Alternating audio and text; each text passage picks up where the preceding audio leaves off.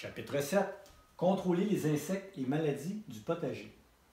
Donc, contrôle des insectes et maladies du potager. On va commencer avec le contrôle des insectes nuisibles.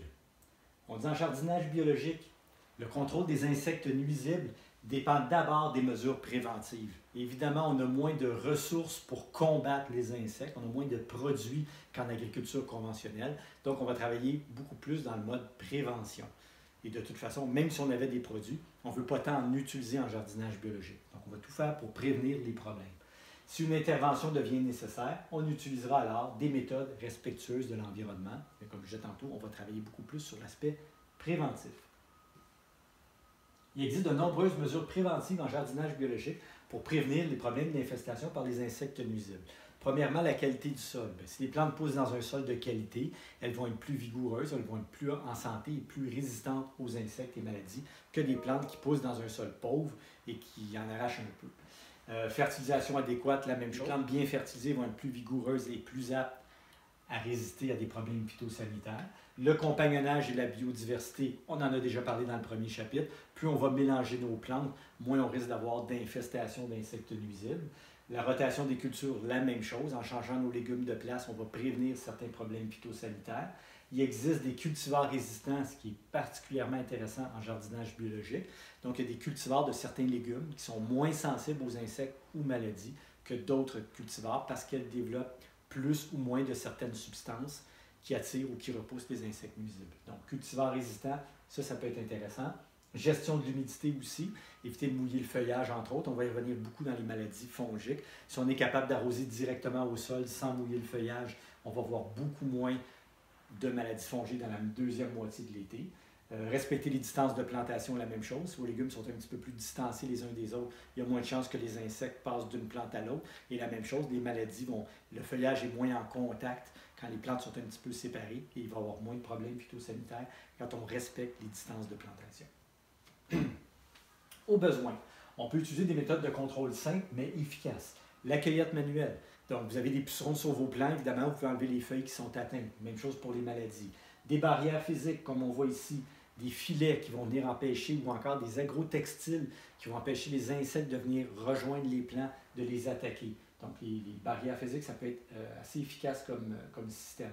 Les pièges, on va en parler pour les limaces tantôt, entre autres les pièges à bière, avec du pain ou des planches de bois. Et les répulsifs, de façon générale, les produits qui vont repousser, qui vont éloigner les insectes, entre autres certaines décoctions de plantes, vont aider à prévenir les problèmes d'insectes nuisibles. On peut aussi utiliser des produits pour faire la lutte aux ravageurs, quand les autres méthodes n'ont pas été suffisantes. La cendre de bois, on peut l'utiliser en prévention ou en lutte. J'en ai déjà parlé. La cendre de bois, on fait juste saupoudrer un petit peu de cendre sur les feuilles pour éloigner les insectes broyeurs. Les décoctions de plantes, certaines sont insecticides, entre autres les feuilles de rhubarbe. Les insecticides maison qu'on peut faire à base d'ail, de piment de cayenne, etc. Le pyrète, le BT et le savon insecticide, évidemment. Maintenant, contrôle des maladies, un peu comme le contrôle des insectes, on va utiliser principalement des méthodes préventives et si ça n'a pas été suffisant, encore une fois, des méthodes respectueuses de l'environnement. Donc, les méthodes préventives pour les maladies, j'ai parlé du choix des cultivars tantôt pour les insectes nuisibles, ça s'applique tout autant aux maladies. Il y a des cultivars qui sont beaucoup moins sensibles à certaines maladies, donc ça peut être intéressant de les utiliser. Les conditions de culture, évidemment, j'ai parlé de mouiller le feuillage tantôt. Un jardin où l'air circule va être beaucoup moins fragile aux maladies fongiques qu'un jardin où l'air est stagnant. Et il existe évidemment des produits préventifs, dont les décoctions de plantes. Les moyens de lutte, donc si jamais les maladies apparaissent au potager, on peut toujours y aller avec certains fongicides naturels, la chaux-soufrée, la bouillie bordelaise, le soufre, le sulfate de cuivre, etc. Mais on va tout faire pour ne pas se rendre à cette étape-là. Donc l'idéal, ça va être vraiment de prévenir, comme je disais tantôt, en évitant de mouiller le feuillage, entre autres, distance de plantation et tout. Et si jamais il apparaît quelques maladies sur des feuilles, on va commencer par arracher quelques feuilles avant de commencer à utiliser ces produits-là. Même s'ils sont naturels, on évite le plus possible. Donc, les principaux insectes et ravageurs, je vous rappelle avant de commencer que tout ce qui est là-dedans n'est pas à savoir par cœur. Dans le fond, ce qui est important pour nous, c'est d'être capable d'associer l'insecte avec les plantes qui l'attaquent. Donc, si vous êtes dans des pommes de terre, vous devriez savoir qu'il y a tel ou tel insecte que vous risquez de retrouver plus que les autres. Donc, pour l'altise qui est quand même assez fréquente au potager, on la voit à peu près surtout les débuts d'été. Petit insecte de 2 à 3 mm, noir luisant, c'est minuscule, une altise, surtout actif par temps chaud et sec en début de saison. Elle va avoir un deuxième cycle un peu plus tard dans la saison, mais généralement, les pires dommages, c'est celle qu'elle va faire au mois de juin. Perce de nombreux petits trous dans les feuilles. On dirait que les feuilles ont été mitraillées, donc on voit plusieurs petits trous. On voit ça souvent dans les radis, mais pas mal toutes les plantes de la famille du chou, donc les brassicacées en général. On voit aussi ça dans les pommes de terre, les aubergines et les cerises de terre. Donc, petit insecte. Je vous dirais très souvent, l'altise, on le laisse faire parce que ça ne dure pas très longtemps le cycle. Fait qu'il y a une période où on va trouver des trous dans les feuilles, puis le lendemain, tout à coup, il n'y en a plus. Fait que le cycle est relativement court. Très souvent, le mieux, c'est de ne rien faire. En prévention, on peut toujours mettre un agrotextile. Si on cultive beaucoup de brassicacées, ça peut valoir la peine. Cendre de bois sur les feuilles aussi, c'est un insecte broyeur. Donc, si vous mettez de la cendre de bois, l'insecte va avoir tendance à aller jouer ailleurs. Et il y a quelques moyens de lutte. Je reviens encore avec la cendre de bois, donc en prévention et en lutte. La chrysomèle rayée du concombre et la chrysomèle rayée de la pomme de terre. Je vais insister un petit peu plus sur la chrysomèle rayée du concombre. Donc, c'est un petit insecte avec des bandes noires. L'adulte mange les feuilles, les fleurs, les tiges et les fruits, affecte surtout les cucurbitacées. Je vous dirais que la chrysomèle rayée du concombre, c'est le pire insecte pour la famille des cucurbitacées. On l'a dans les melons, les courges, les concombres, etc. Donc, ça affecte pas mal toutes les plantes de cette famille-là. Pour ce qui est de la chrysomèle rayée de la pomme de terre, elle attaque la pomme de terre, l'aubergine et la cerise de terre, qui sont toutes les trois des solanacées. Donc, prévention, encore une fois, l'agrotextile. L'agrotextile, je vous rappelle, c'est une toile fine qu'on va mettre sur les cultures dans les premières semaines de la saison, avant que pendant la période où les insectes qui viennent pondre ou attaquer les feuilles sont très actifs. Donc, on va les empêcher, on va empêcher ces insectes-là d'avoir accès aux plants. Des cultivars résistants, éviter les excès d'humidité, de faire grimper vos concombres. Ça fait que l'air circule un petit peu plus autour des plants, c'est moins humide, vous allez avoir moins de problèmes avec la chrysomèle que si vous laissez vos concombres ramper au sol. Et il y a des répulsifs qu'on peut faire, des répulsifs maison à base de piment fort et d'ail. Et il y a différents moyens de lutte. Entre autres, je vous ramène ici au piège collant jaune. Donc, l'insecte est très attiré vers les fleurs jaunes. Et si vous mettez quelques pièges collants jaunes dans votre jardin, vous risquez d'en piéger une bonne proportion. Le cryocère de l'asperge et le cryocère à 12 points, deux insectes qui se ressemblent quand même un petit peu par la forme. Et ça s'attaque principalement à l'asperge. Il n'y a pas tant de choses qu'on peut faire pour le prévenir. Donc, si on taille l'automne, on enlève les plants qui sont infestés. On peut aussi secouer les plants pour les faire tomber et utiliser des produits comme des savons insecticides ou encore les écraser à la main. Le doryphore, très présent dans les cultures de pommes de terre. On peut le voir aussi dans les aubergines et on le voit aussi à l'occasion dans les tomates. Mais c'est surtout les pommes de terre et les aubergines qui sont affectées. Donc, insectes jaunes rayés de noir qui hivernent dans le sol, pondent ses œufs à la fin du printemps. Donc, l'adulte hiverne dans le sol. Au printemps, il ressort. Et si vous avez mis vos pommes de terre au même endroit que l'année précédente, bien, il va attaquer les plants et c'est très vorace. L'adulte est vorace, la larve aussi. Donc, les deux vont détruire beaucoup de feuillage en peu de temps. Donc, surtout dans les pommes de terre et les aubergines, comme j'ai dit tantôt. Moyen préventif, la rotation des cultures. Donc, changez nos légumes de place, comme je disais, évitez de remettre vos pommes de terre toujours au même endroit. La cendre de bois sur les feuilles peut fonctionner. Mettre un épais paillis pour que quand l'adulte ressort au printemps, il y ait de la misère à traverser et à la limite qu'il ne passe pas à travers. Et l'agrotextile, la même chose, va fonctionner. Comme moyen de lutte, il n'y a pas grand-chose. Généralement, on va ramasser les insectes, les larves ou les adultes à mesure qu'on les trouve. Mais on pourrait aussi travailler avec pyrètre, bt et spinosa.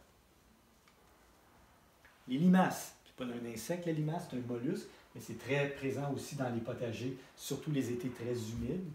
Donc, mollusque visqueux qui grignote et crible le feuillage, surtout actif la nuit ou en période de forte humidité, et ça s'attaque aux légumes feuilles, principalement les laitues, les épinards et la bêta-carbe.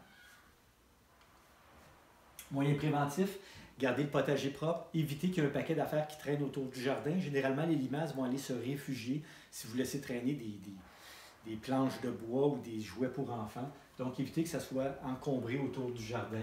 On peut mettre un paillis d'aiguilles de pin, ça a tendance à les éloigner, et des bandes de cuivre. Donc, on achète du cuivre en rouleau et on met des bandes de cuivre à la base des plants. On fait juste enrouler. Et les limaces n'aiment pas du tout le cuivre, donc elles vont aller jouer plus loin. Moyen de lutte, les pièges avec bière. Donc, on va prendre un contenant qu'on va enterrer dans le sol, qu'on va remplir de bière. Et les limaces sont très attirées par l'odeur de la levure. Donc, elles vont aller se jeter dans la bière et se noyer dedans.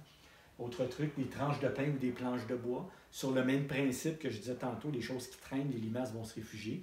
Donc, vous mettez des petits bouts de 2 par 4 ou des tranches de pain autour de votre jardin. Les limaces vont se réfugier en dessous. Et tôt le matin, vous soulevez les pièges et vous allez pouvoir ramasser les limaces qui se sont cachées là. Donc, ramassage fréquent, quand on est capable de les trouver. Terre diatomée et phosphate de roche fonctionnent aussi. Terre diatomée, l'insecte, pas l'insecte, mais la limace va se déchirer dessus, elle va mourir. Et le phosphate de fer, qui est très populaire depuis quelques années. La mouche de la carotte.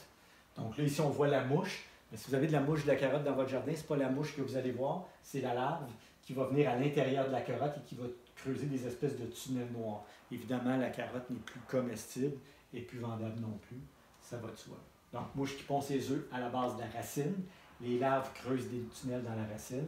Nombreuses galeries. Les feuilles fanent. Et évidemment, les carottes sont plus très bonnes.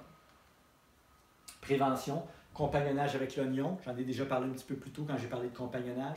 Carotte et oignon. L'odeur de l'oignon éloigne la mouche de la carotte. L'odeur de la carotte éloigne la mouche de l'oignon. Donc, si vous plantez vos oignons autour de vos carottes, vous devriez avoir moins de mouches de carotte. Agrotextile, encore une fois, on couvre le jardin en début de saison. Cendre de bois au sol.